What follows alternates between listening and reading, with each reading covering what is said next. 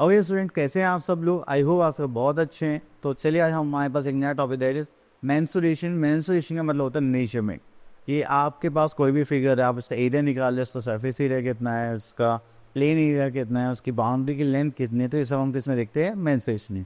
तो चलिए देखते हैं, यहाँ पर हमारे पास कुछ टॉपिक्स हैं, उनको देख लेते हैं। Just like perimeter and area. Perimeter and area की बात करते हैं तो यहाँ पे दोनों में ही अलग अलग चीज़ें मेजर करी जाती हैं। अगर हम बात कर रहे हैं पेरीमीटर की, तो वो क्या होता है हमारे पास? जस्ट लाइक सर्कल हो गया, दिस ट्राइंगल, स्क्वायर, ठीक है। और जो भी फिगर है, आपको बस क्या करना है, बाउंड्री की जो लेंथ है उसको मेजर करना होता है। तो जितनी भी हमारे पास फिगर्स होंगी उनको हम क्या बोलते हैं? क्लोज कर्व, ठीक है। और यहाँ पर हम क्या बोलते हैं? चलिए, तो यहाँ पर हमारे पास ग्रीक वर्ड है that is peri. Peri means around and meter means measure. तो जितनी भी ग्रुप में आपके पास फिगर्स हैं, आप उनको क्या करोगे? मेजर करोगे। चलिए, पेरीमीटर निकालने के लिए यहाँ पर हमारे पास कुछ फॉर्मूलेज होते हैं, वो देख लेते हैं। तो देखो, एक सबसे बेसिक सा फॉर्मूला है पेरीमीटर निकालने का। कोई भी फिगर है, आपको क्या करना है? Perimeter of a polygon is the sum of the length of all sides. आपको सिंपली क्या रहता है, उनकी जो लेंथ है उनको ऐड कर देना है, दैट्स इट। पर कुछ फिगर्स है जिसमें आपको फॉर्मूला यूज़ करना ज़रूरी हो जाता है। जस्ट लाइक आपका सर्कल हो गया, ठीक है। तो उसमें तो आपको देखो बिना फॉर्म लेके आप उसको निकाल नहीं पाओगे, इसलिए। चलिए, तो यहाँ से हम कुछ फॉर्मूलेस देखते हैं जिससे हमारा थोड़ा सा वर्क इजी हो जाएगा। ओके, तो first is perimeter of rectangle. तो देखिए, रेक्टेंगल में दो लेंथ होते हैं एंड दो ब्रेथ होते हैं, तो इसलिए हमारे पास फॉर्मूला बन जाता है twice of length plus breadth. Next we are having perimeter of regular shapes. Regular shapes का मतलब क्या है कि जितनी भी साइड्स हमें गिवन होगी वो सब क्या होंगी? इक्वल होंगी। जस्ट लाइक अगर हम यहाँ पर देखिए पेरीमीटर ऑफ रेगुलर शेप्स में,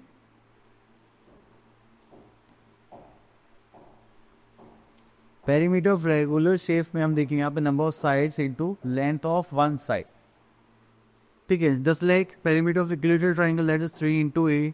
पेरीमीटर ऑफ स्क्वायर निकालेंगे तो that is 4 into A. Perimeter of regular pentagon निकालेंगे तो दैट इज 5 इंटू ए, क्योंकि यहाँ पर जो है पेंटागन में साइड्स कितनी होती हैं? 5। हेक्सागन में देखेंगे तो 6 हो जाएगा। और इसी टाइप से हम यहाँ पर निकालते जाते हैं। हेक्सागन में 6, ऑक्टागन में 8, हेप्टागन में 7। चलिए, तो ये आ गए हमारे पास कुछ क्वेश्चंस हैं। ओके, तो यहाँ पर आते हैं हम अपनी एक्सरसाइज 11.1 पर क्वेश्चन नंबर 1 देखते हैं। Find the perimeter of the following rectangles. तो चलिए, तो बहुत ईजी, हम यहाँ से ले लेते हैं बी पार्ट। अब देखिए, जो रेक्टेंगल है तो यहाँ पर हमें पेरीमीटर निकालना है, तो यहाँ लिखते हैं perimeter of rectangle. Perimeter of rectangle की बात करें तो यहाँ पर हो जाएगा हमारे पास 2 ब्रैकेट लेंथ प्लस ब्रेथ, ठीक है। तो यहाँ पर देखिए तो हमारे पास हो जाएगा 2। लेंथ कितनी है हमारे पास? Just like 21। एंड ब्रेथ कितनी है हमारे पास? Just like 10। तो अगर आप इनको सॉल्व करेंगे तो यहाँ पर आ जाएगा 2, 20 प्लस 10, 30, 31। उसको ऐड करके मल्टीप्लाई करेंगे तो ये हो जाएगा 62 and this is a centimetre. तो पेरीमीटर की यूनिट होगी दैट इज 4 सेम। सॉरी, यहाँ पे मीटर था, तो चलिए इसको मीटर कर लेते हैं,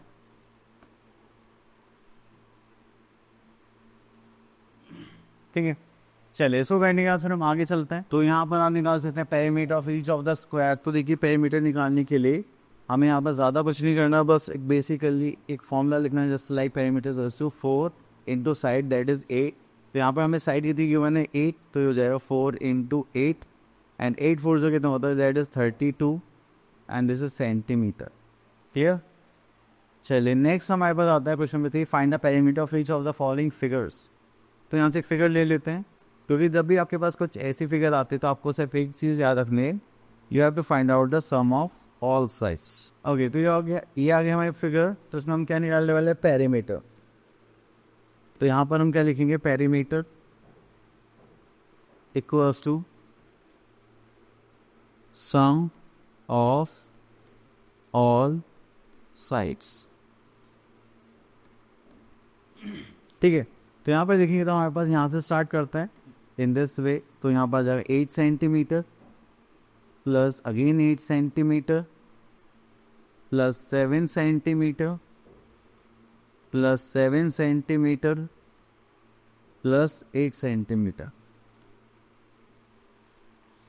ठीक है, इतना करने के बाद फिर हम इनका टोटल करते हैं, that is 8 plus 15, 15 to the 30 and this is 38 centimetre.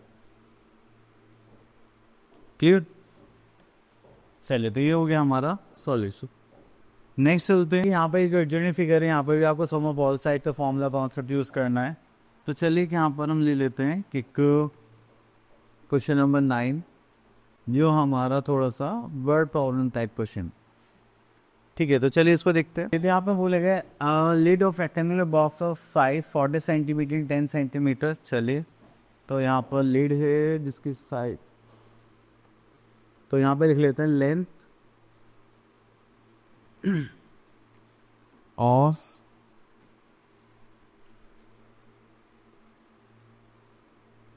Rectangular lid, जो हमारे पास कितना हो जाएगा, दैट इज 40 सेंटीमीटर। ठीक है, देन उसके बाद आता है हमारे पास यहाँ पर ब्रेथ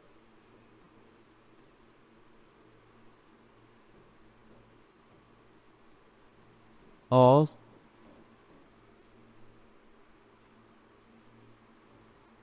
रेक्टेंगुलर प्लेट। ठीक है, वो हमारे पास कितना हो गया, दैट इज 10 सेंटीमीटर। चलिए, उसके बाद आता है हमारे पास टेप हो गया overlap of 5 centimetre with a tape, find the length of the tape. तो आपको इसकी बाउंड्री पर ये सब लगाना है, टेप लगानी है जिसकी is sealed all around with the tape such that it is an overlapping of 5 centimeter of the tape. Find the length of the tape view. तो ओवरलैप में 5 सेंटीमीटर हो चुके हैं, मतलब ज़्यादा हम कर चुके हैं। तो पहले हम इससे क्या निकालेंगे, पेरीमीटर। तो यहाँ पर आ जाएगा हमारे पास पेरीमीटर ऑफ रेक्टेंगल। अगर पेरीमीटर ऑफ रेक्टेंगल की बात करते हैं, यहाँ पर आ जाएगा twice of length plus breath. तो यहाँ पर आ जाएगा ट्वाइस में 2 आ जाएगा, लेंथ इज 40, ब्रेथ इज 10 करेंगे तो यहाँ पर आ जाएगा 2, जो हो गया 50 सेंटीमीटर। तो ये कितना हो जाएगा, 100 सेंटीमीटर। ठीक है, तो हम यहाँ पर देखिए, जब भी हम किसी को रैप करेंगे तो उसकी बाउंड्री पर रैप कर रहे हैं हम लोग, एंड देन उसके बाद यहाँ पर हमारे पास आ जाता है कि हमें लेंथ ऑफ टेप निकालनी है। तो उसमें 5 सेंटीमीटर ओवरलैप्ड है, तो यहाँ लिख देंगे हम length of tape. Length of tape में हम यहाँ पर आ जाते हैं, that is 100 centimetre plus 5 centimetre. तो ये हो गया हमारे पास length of tape is 105 centimetre as answer. Clear? चलिए, तो आपके पास इसी टाइप के क्वेश्चंस आने वाले हैं यहाँ पर, तो ओके, आप लोग निकाल सकते हैं। आगे चलते हैं। Next we are having area.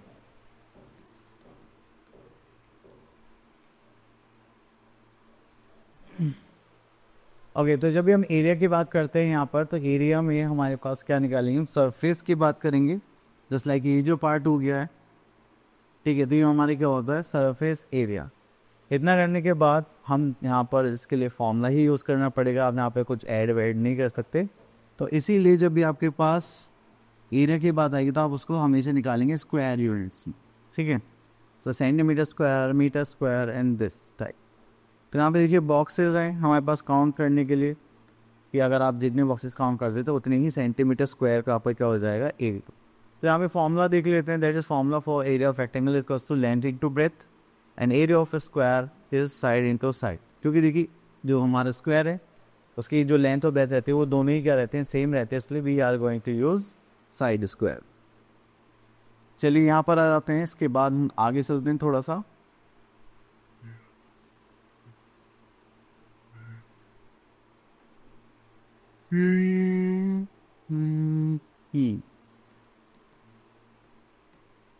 Okay, तो हम आ जाते हैं अपने एक्सरसाइज 11.2 पर एंड यहाँ पर लिखा हुआ है हमारे पास। चलिए, तो हम आ गए अपने एक्सरसाइज 11.2 पर एंड यहाँ पर हम कुछ क्वेश्चंस देखते हैं।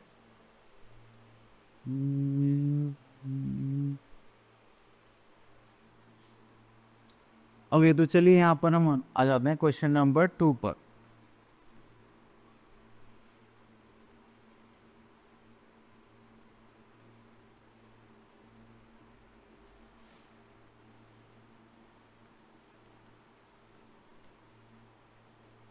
ओके, तो यहाँ पे लिखा हुआ है how many envelopes can be made out of the sheet of 525 centimetre by 85 centimetre. Suppose each envelope requires a piece of paper of 17 centimetre by 5 centimetre. ये टोटल शीट है जिससे हम एनवलप बनाने हैं, और ये एनवलप में जो शीट रिक्वायर्ड होगी।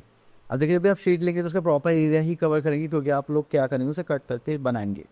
तो चलिए पहले हम एरिया ऑफ शीट निकालते हैं। तो यहाँ पे लिख देते हैं एरिया ऑफ शीट।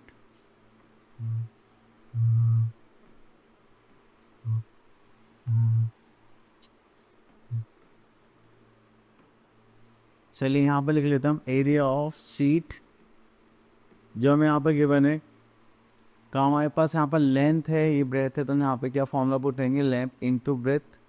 तो चलिए मल्टीप्लाई करते हैं, 125 सेंटीमीटर इंटू 85 सेंटीमीटर। ठीक है, अब इसकी मल्टीप्लाई करेंगे, तो चलिए मैं यहाँ पे लिख देता हूँ।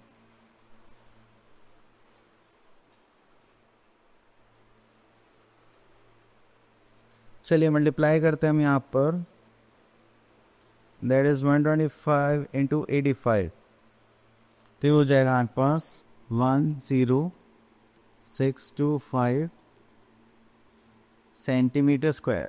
ठीक है, चलिए इतना करने के बाद फिर हम यहाँ पर आ जाते हैं। चलिए एरिया ऑफ एनवलप,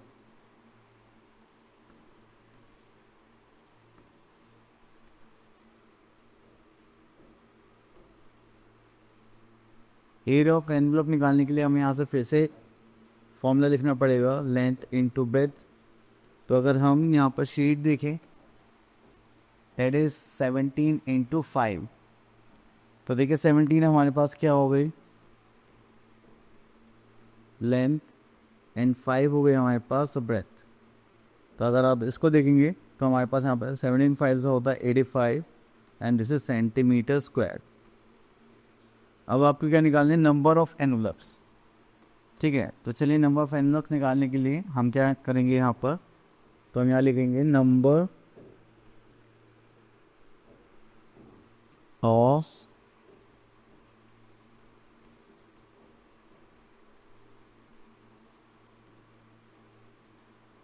एनवलप्स। तो यहाँ पर हम क्या करेंगे, एरिया ऑफ शीट,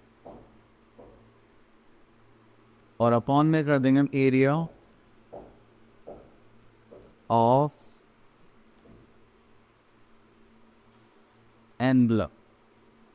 ठीक है, अब यहाँ पे ध्यान देखिए, तो एरिया ऑफ शीट था हमारे पास 10625, that is 10625 centimetre square upon यहाँ पर आ जाए 85 सेंटीमीटर स्क्वायर। चलिए अब इसको यहाँ पर सॉल्व करेंगे। तो चलिए इसको लोएस्ट फॉर्म में सॉल्व करते हैं। 5 से करेंगे तो हो जाएगा 17, 5 से करेंगे तो 2125। अब 17 से क्या डिवाइड हो सकता है, चलिए करते हैं। 2125 डिवाइडेड बाय 17, तो हाँ ये कम्प्लीटली डिविजिबल हो जाएगा, दैट इज 125। तो हमारे पास नंबर ऑफ एनवलप्स कितने आ रहे हैं, that is 125 envelopes as a answer. Clear, तो बस आपको इसी टाइप से इसको सॉल्व करना था, दैट्स इट। चलिए और देखते हैं। तो यहाँ पे कुछ क्वेश्चंस गिवन है, फिल इन द ब्लैंक्स और रेक्टेंगल थे। यहाँ पे देखिए लेंथ गिवन है, ब्रेथ गिवन है, कहीं पर एरिया निकालना है। कहीं पर लेंथ निकालने, कहीं पर ब्रेथ निकाले। तो चलिए यहाँ से हम एक क्वेश्चन ले लेते हैं दिस वन, जिससे कि आपको कन्फ्यूजन ना हो। तो यहाँ पे निकाल, this is for length width. ठीक है, इसको ऊपर कर लेते हैं। ओके, तो this is for length, this is for breadth and this is for area. तो अगर हम एरिया निकालते हैं तो यहाँ पर कितना हो जाएगा हमारे पास, लेंथ इंटू ब्रेथ। तो एरिया देखेंगे दैट इज 36, लेंथ देखेंगे तो हमारे पास that is 18, breadth we have to find out, so we are writing B. अगर मल्टीप्लाई में इधर जाएगा तो क्या हो जाएगा, divide, just like 36 divide by 18 equals to breadth. इसको सॉल्व करेंगे तो 18 वन सा 18, 18 टू सा 36, तो यहाँ पर 2 इक्वल्स टू क्या आ गई, ब्रेथ एज अ आंसर।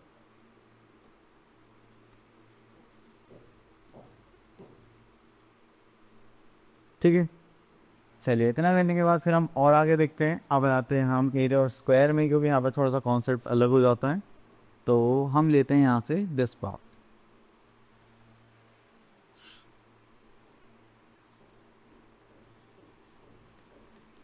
तो ये जो क्वेश्चन मार्क बना हुआ है, ये बना है एक्चुअली में हमारी साइड को लेकर।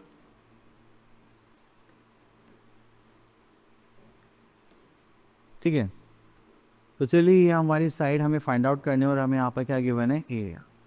तो हम लोगों को पता है एरिया ऑफ स्क्वायर जो होता है वो क्या होता है, साइड स्क्वायर, मतलब साइड इंटू साइड, या फिर आप साइड स्क्वायर लिख सकते हैं। ठीक है, यहाँ पे हमें एरिया गिवन है दैट इज 36, और यहाँ पे हमें गिवन है साइड स्क्वायर, तो साइड के स्क्वायर इधर जाएगा तो क्या बन जाएगा, स्क्वायर रूट। अगर आपको स्क्वायर रूट निकालने, सॉरी, अगर आपको स्क्वायर रूट निकालने नहीं आते तो आप क्या करेंगे, इसके ऐसे फैक्टर्स निकालिए जो ये 2 का पेयर बनाते हैं, लाइक 6 6 36, 12 12 144, इस टाइप से। तो जब भी 2 का पेयर बन जाता है तो एक हमारे क्या हो जाता है, इसका स्क्वायर रूट। तो उसके साइड आ गया हमारे 6 सेंटीमीटर और मीटर, आई डोंट नो, तो हम सेंटीमीटर मान लेते हैं इसकी यूनिट। ठीक है, चलिए इतना करने के बाद फिर हम आगे चलते हैं। तो ये हो गया फिनिश। चलिए देखिए यहाँ पर है हमारे पास a lane of 180 metre long and 5 metre wide, इसको भी पेव विद द ब्रिक्स। तो हम यहाँ पे ब्रिक्स लगाने हैं, and the length and breadth of the bricks are 20 centimetre and 15 centimetre. तो ये हो गया हमारे ब्रिक्स की डायमेंशंस, एंड ये हो गया हमारी जो रास्ता है, लेन है। ठीक है, find the cost of bricks that are required at the rate of 750 per 1000। 1000 BRICS कितने मिल रही है, 750 में। ओके, चलिए यहाँ पर हम स्टार्ट करते हैं। पहले हमें क्या निकालना होगा, नंबर ऑफ ब्रिक्स।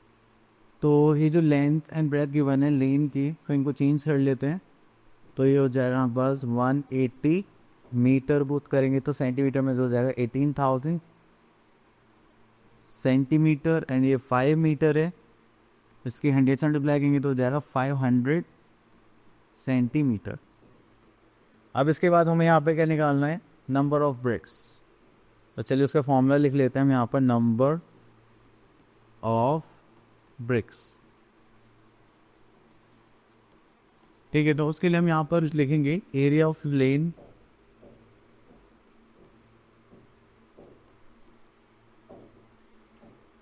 ठीक है, अपॉन में यहाँ पर कर देंगे हम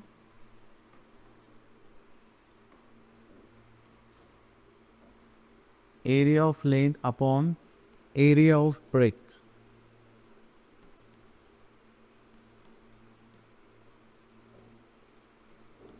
ठीक है, चलिए इसको करने के बाद अब हमारे पास आ गया है एरिया ऑफ लेन के लिए 18,000 सेंटीमीटर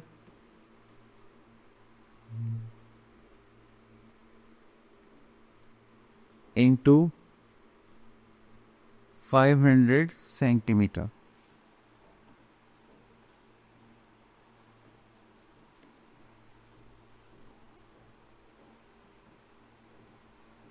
ठीक है, चलिए इतना करने के बाद फिर हमारे पास आ जाता है यहाँ पर dimension of bricks are 20 and 15। तो हमें यहाँ पर एरिया ऑफ क्या निकालना है, ब्रेक एक तो हमारे पास 15 था और आई थिंक 20 था। हाँ 20 to 15 सेंटीमीटर।